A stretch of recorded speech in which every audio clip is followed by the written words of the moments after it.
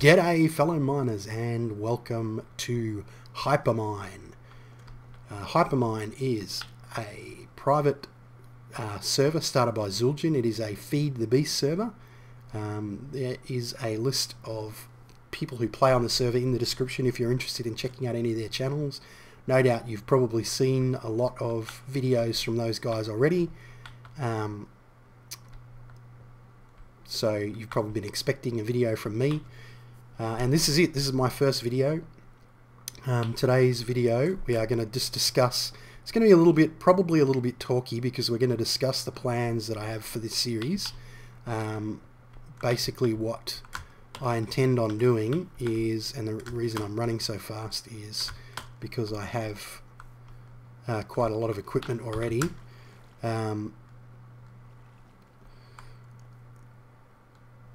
Let's first discuss what I'm wearing.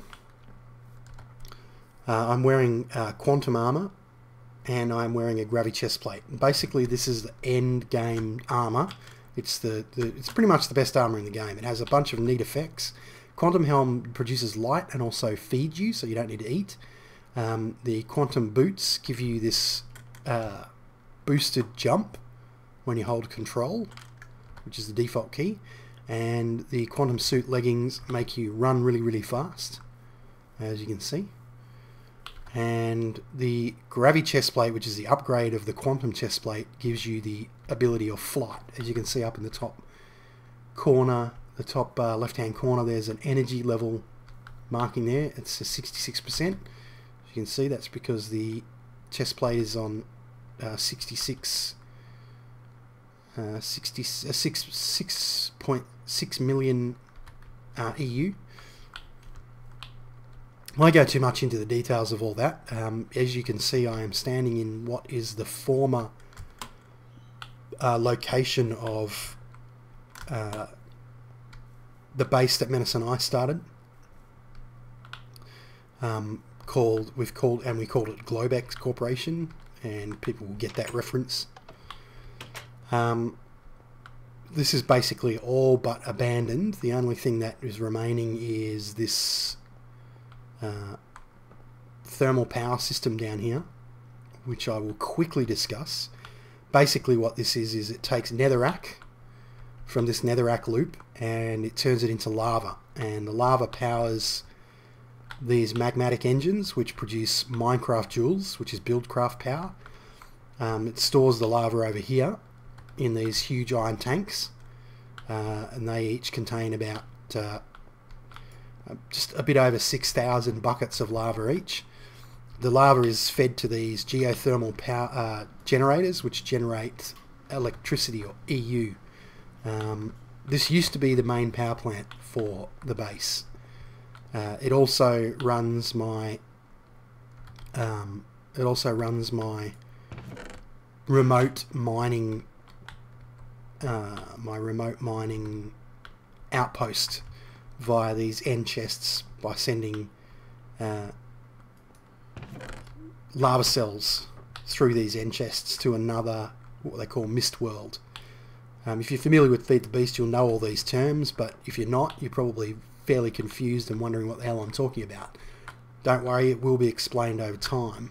You might even see on the mini-map down there, there's kind of a weird looking complex. That is where we are headed now. This is a teleporter. This is pretty much the only thing that's powered now by this system apart from the remote mining outpost. This is the Globex satellite.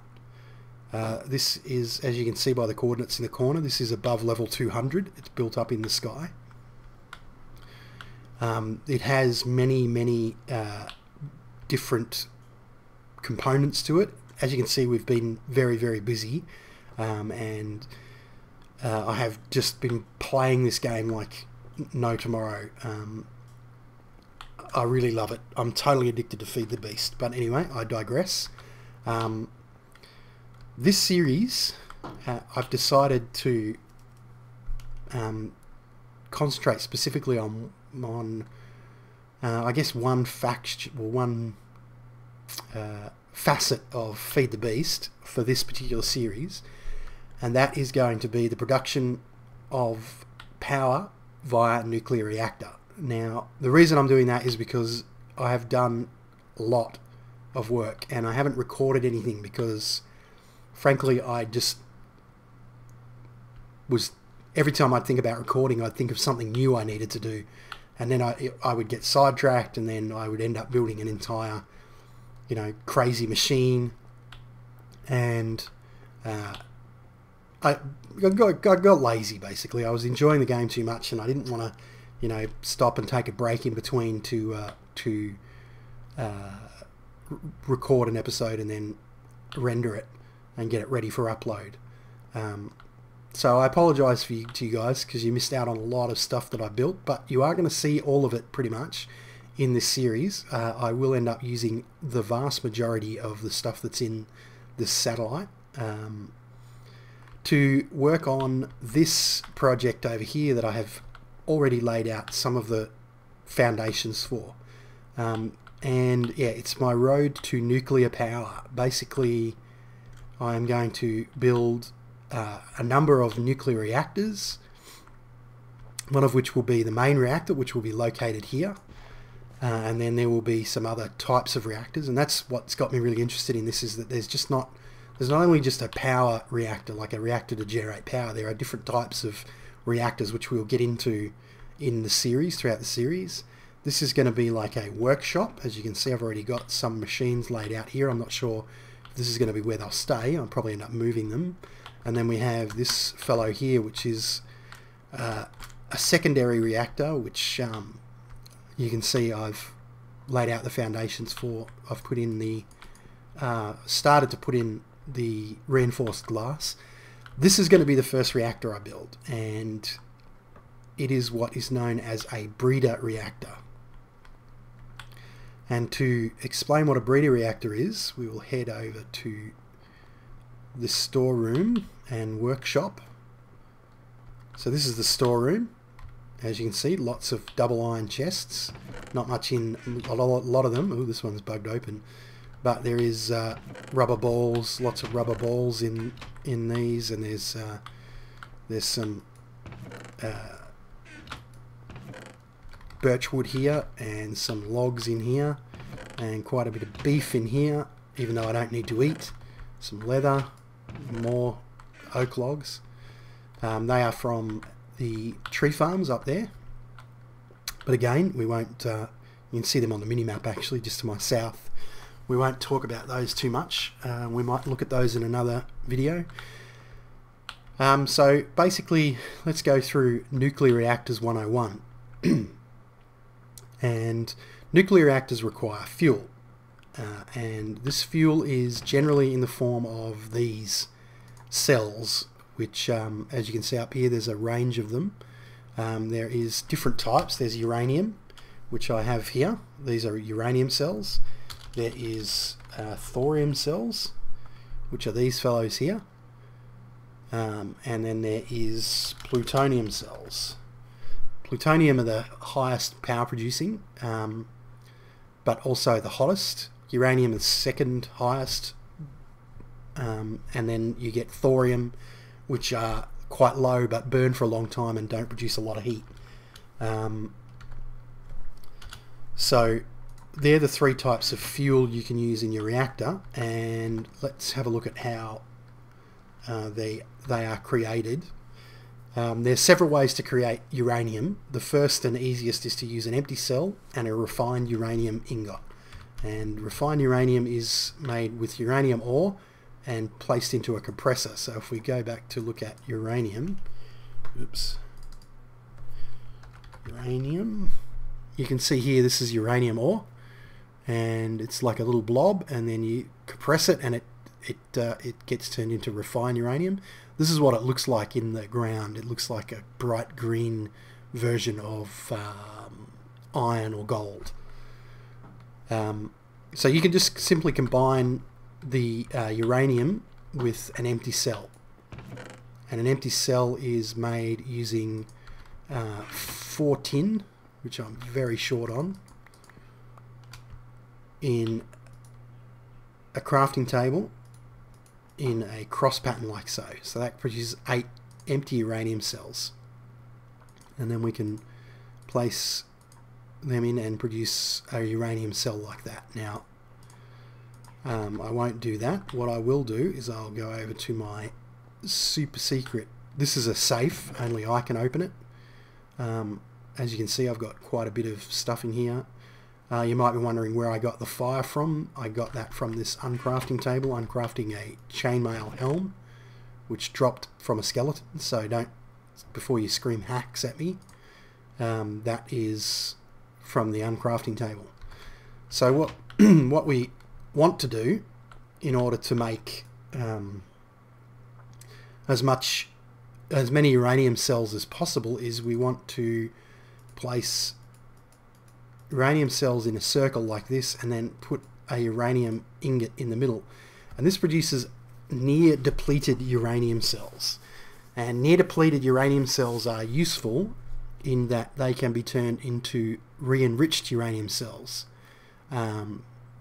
So if we take these and then we combine them with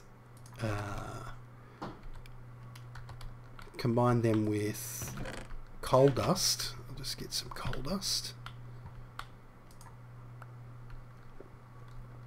put this in the macerator,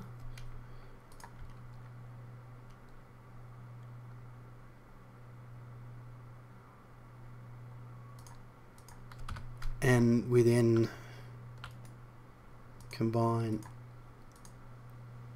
these with coal dust, we get these depleted isotope cells.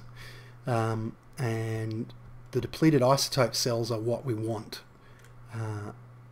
because they will go into our breeder reactor. And a breeder reactor basically is a low power reactor that uses a minimum number of full cells, but runs at a very, very high temperature, and we're talking in the tens of thousands of degrees. And what it does is it turns these depleted isotope cells over time into these fellows here, re-enriched uranium cells. And again, you combine the re-enriched uranium cells with coal dust and you get a uranium cell. So from one refined uranium ingot we can actually produce 8 uranium cells, which is the most efficient way of producing uranium. And from that I will create these fellows here, which are quad uranium cells, which is what I'm going to be using to fuel my primary reactor. I'm going to be using 18 quad uranium cells and using them in the reactor, and I'm going to be cooling them with these fellows here, which are 360K helium coolant cells. Now I'm going to need to make something to manufacture those. I've been working on that, and I have that planned out, but we might look at that in another episode. Over here, again, back to my super secret stash, you can see I've got some nice stuff in here, is my reactor and reactor chambers. This is the first reactor. This will be the breeder reactor. As I said, that's what I'm going to build first, is the breeder reactor. This is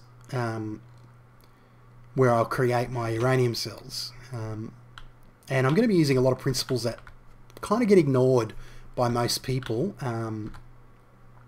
Things like translocators. Oops. Translo, translow. These things here, electric translocators and advanced translocators. I'm going to be using these to move items around. The beauty of these is that they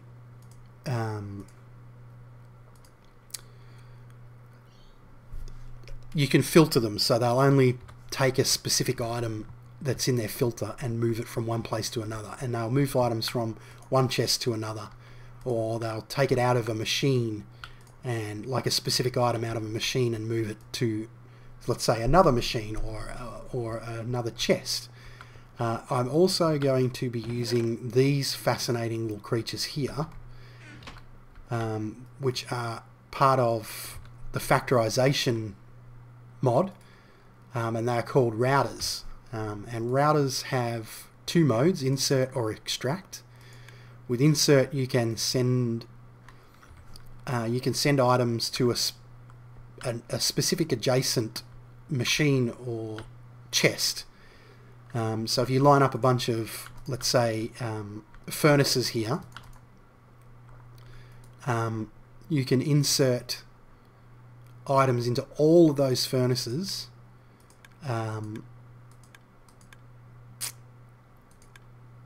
into a specific slot, and slot 0 would be the top slot here. So you can, and it will distribute it to all the furnaces that are connected to it. So you can have 25 furnaces all in a row, and this will feed whatever is in its buffer into those furnaces evenly. There are a number of upgrades for the router which can be made, and I'll quickly explain what they do. There's an item filter, which is very important. I'm going to be needing to build at least one of those. Basically what that does is the router will only move around items that are in its filter. So if you put, for example, a stone slab into the item filter, it will only take stone slabs into its inventory before moving them on. This is another important one. This is the machine filter. You can get it to target a specific machine, so it will only send items or extract items from a specific machine that you designate. And the other important router upgrade is the ejector. I'm going to need to make at least one ejector. So I'm going to need to make one item filter, one machine filter, and one ejector. These other ones, a speed boost, I'm not entirely sure what that does. I know the thoroughness upgrade will, without it, if I have the router next to, say, 4 furnaces, it will fill the furnaces equally. So it'll put one in here, then one in here, then one in here, then one in here, then one in here, then one in here, then one in here, then one in here. With the thoroughness upgrade, it will fill up this furnace first, then this furnace, then this furnace, then this furnace. So it'll start with the first furnace and then work its way down. And the bandwidth upgrade, that means that instead of just moving single items at a time, it will actually route stacks of items. So that's a really interesting block and totally underrated. The way you build it is you use these dark iron ingots, which are created using an iron block, and then clicking on the iron block, and I thought I had one in my inventory with one of these things here, a wrath igniter. And a wrath igniter is made using a few different things. I won't really go into it. So we've got dark iron ingots, an eye of ender, an egg, and an ender pearl. And I don't know what the egg is for, but the ender pearl and eye of ender is because they use like teleporting technology. This is the hard one. This item filter is the hard one. It needs one of these things here, logic matrix identifier, and that is crafted with this. Well, first you need a logic matrix, which is easy enough to make. This here is the tough bit. This logic matrix programmer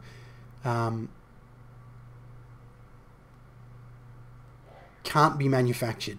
I mean, it can be using a logic matrix dark iron and another logic matrix programmer. You can make a logic matrix program. I'm not exactly sure why you would do that. I don't think these take damage or anything, but these you can only find in dungeons. And fortunately for me, thanks to Mini Red or Summon Chill, I have one. I did actually have one. I'd found one in a dungeon and I don't know what happened to it. It's completely disappeared. Actually, anyway, move this record. So I'm not entirely sure what happened to my logic matrix. Here we go. Diamond shards are used to make these wrath igniters.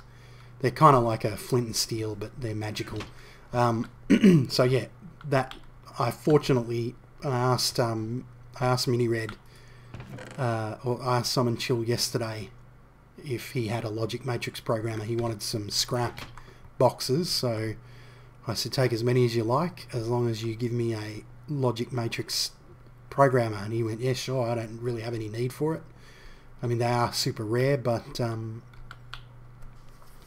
there's only one use for them, and that's to manufacture that router upgrade, the item filter.